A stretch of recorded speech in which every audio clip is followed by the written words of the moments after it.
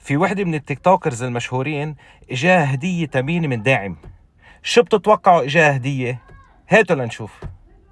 اجاها هديه طياره خاصه، قال بسبب انجازاتها.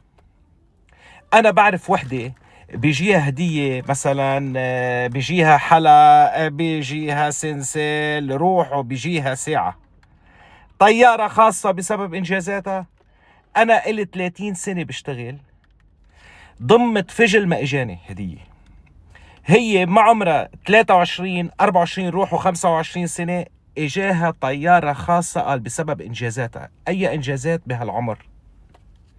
انا اذا ضاق خلقي بدور سيارتي، بنزل على شط البحر، بتمشى، بشم هوا، قال وبشكيله همومي.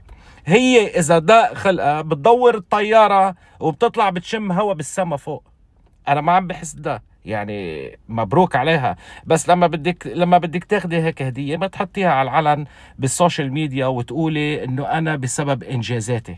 خليها بينك وبين حالك، بينك وبينه. انت اجاك هديه، خلاص استري على حالك. ضروري تنزليها وتقولي بسبب انجازاتي؟ يعني في شيء مش راكب. انا بدي اعرف هي شو هالانجازات الجليله اللي عملتها. فت على حسابها؟ لا، مزبوط، في عندها انجازات. الله يسلم ايديه الحكيم اللي عمل لها هالانجازات.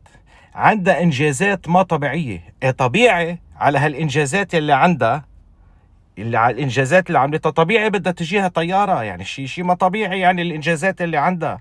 ما يعني ما عم بفهم انا.